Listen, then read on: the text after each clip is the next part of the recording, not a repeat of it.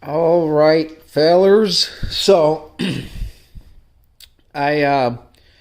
been kind of a laid back week for me. I really needed a couple days just to lay on the couch after work and do nothing. Actually, yesterday I kind of worked on the Suburban, replacing a auxiliary um, air temp module for the heat.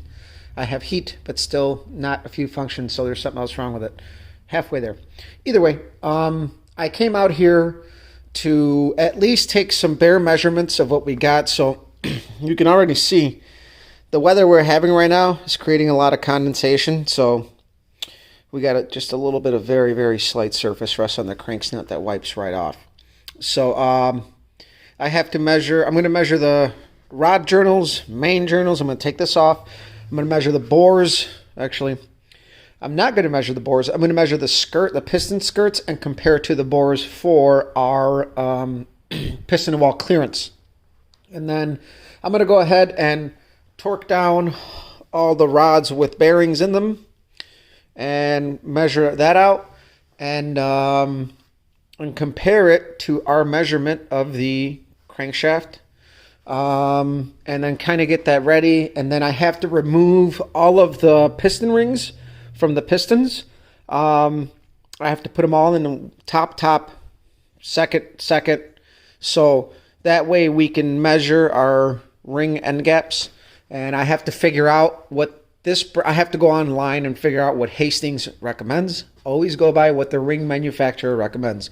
There's a lot of thoughts out there about piston rings, but I figure the company has engineered them to run them a certain way. And if you're buying from a name brand like Hastings, Perfect Circle, you name it, or something like that, then go on their website or call them. They will give you the information. If you're buying name brand parts, chances are they have engineered them a certain way to work a certain way.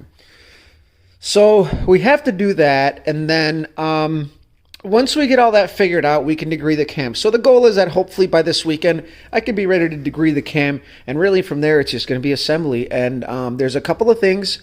Like I mentioned, the rocker arms that were actually for this engine are actually in this engine.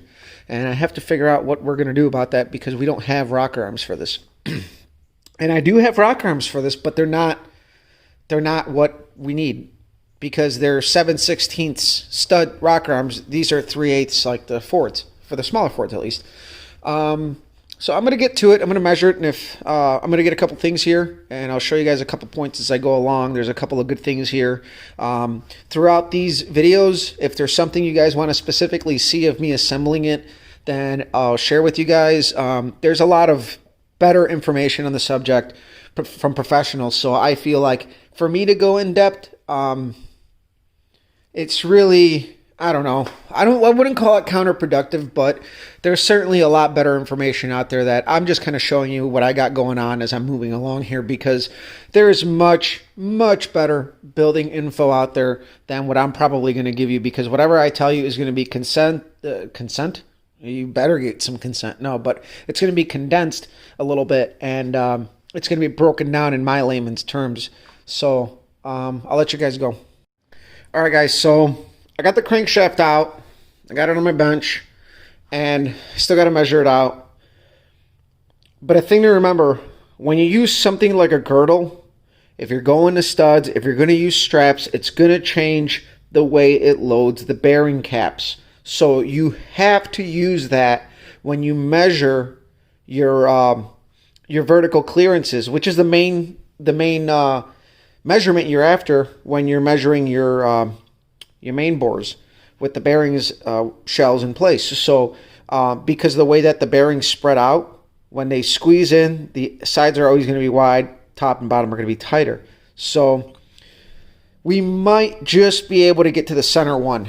If not, I'm going to have to try to use my small ID mic in there to check it, but I'm pretty sure that this is going to be good.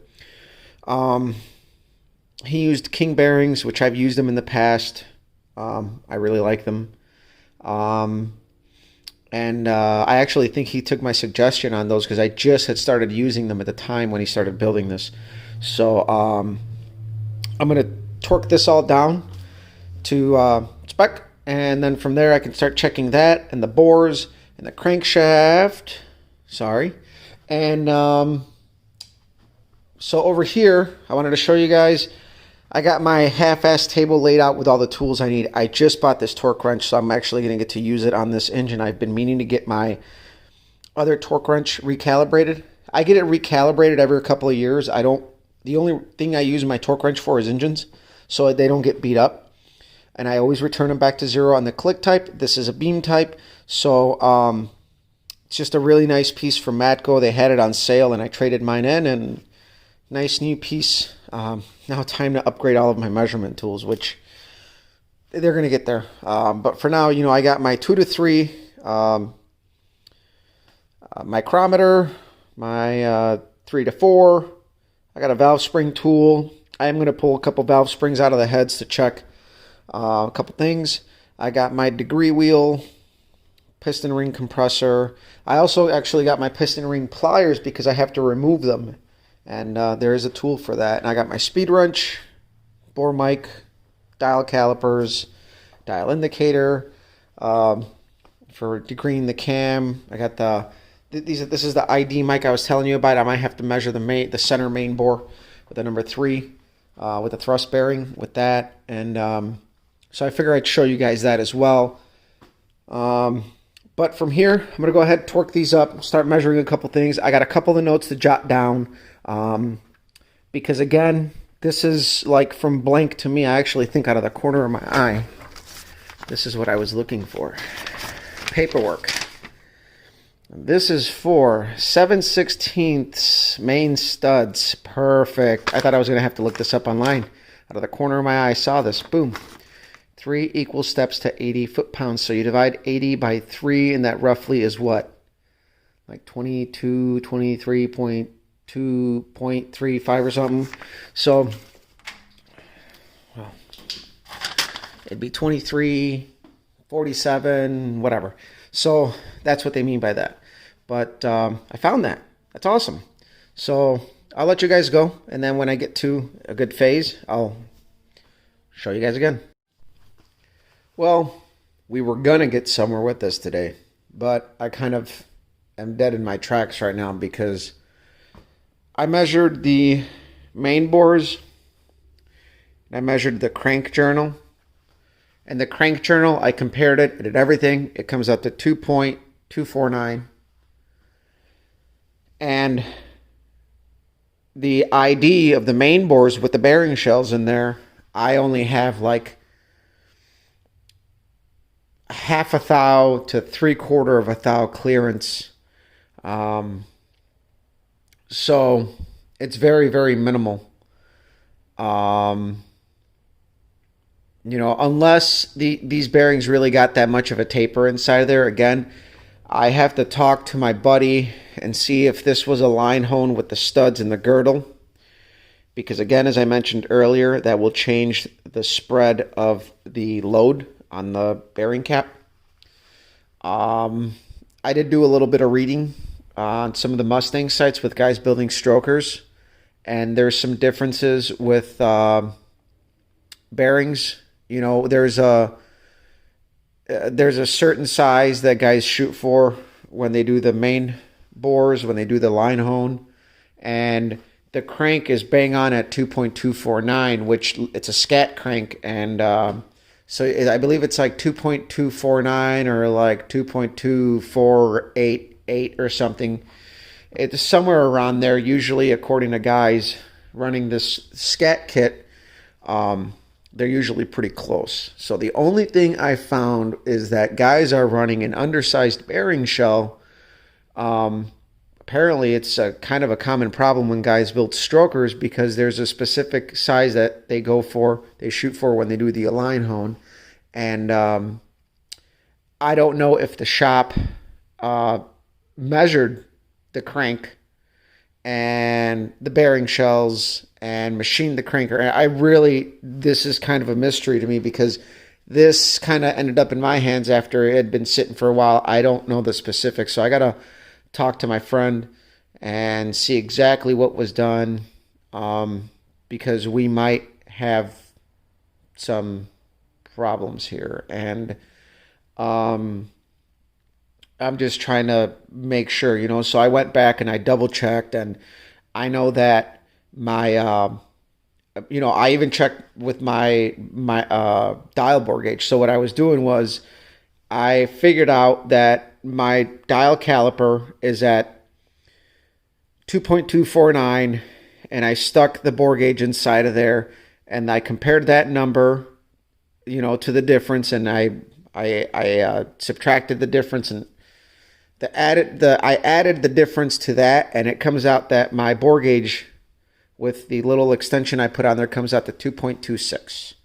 So 2.26 minus 0.011, I believe, is 2.249. So that's exactly my measurement. So when I stick that in the bore gauge and I do the math, I am getting under a thou, which isn't good.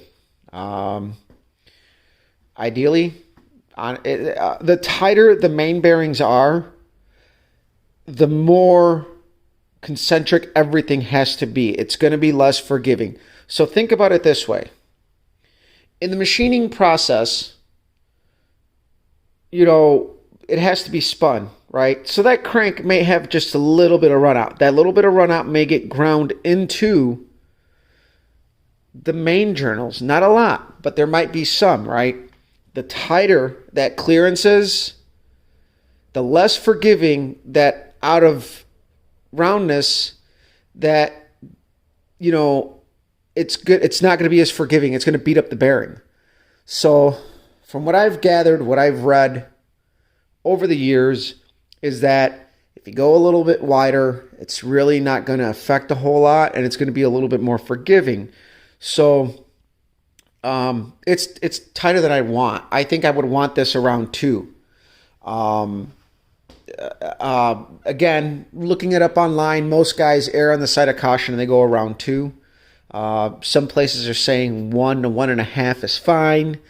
But again, I got to do a little bit more research. At this point, I'm going to wait and see if my buddy gets back to me, but I'm kind of at a standstill. So we'll see. Every time I build a Ford, it turns into this. There's like a million different things out there for them. You got different imbalances. You got different this. You got different that. You got different two-piece fucking timing chain. And I've built 2 Ford motors, and the 2 that I did were just a pain in the ass because they have their quirks. Ford like to change everything like every couple of years. And it's not like as easy as going from a GM where the Oldsmobile engine pretty much from 1964 to 1990 was pretty damn standard, except with the exception of some of them had like the metric flex plates or something. But even then, there's still a lot of interchangeability between all of those. Some of those years aren't ideal to use just because of the style of the construction, like the blocks or the cranks or stuff like that. But dimensionally, they're all pretty much the same. You can literally interchange a lot of those parts. With Chevy small blocks, it's the same thing up until probably the 90s where you started getting like Vortec heads, stuff like that, the different angles of the intake bolts, and same thing with the big blocks. There's some quirks, but pretty much there's a lot of interchangeability there without any major cause for concerns. With Fords, you got like 4 different timing 4 different timing covers, all kinds of fucking configurations and shit, at least from my perspective. I don't know, but either way, I'm kind of dead in the water until I really do a little bit more research, because out of the other 2 Fords that I've built, I've never had clearances this tight. So yes, this is a problem. So I'll see you guys later. Share, like, subscribe. We'll see what happens.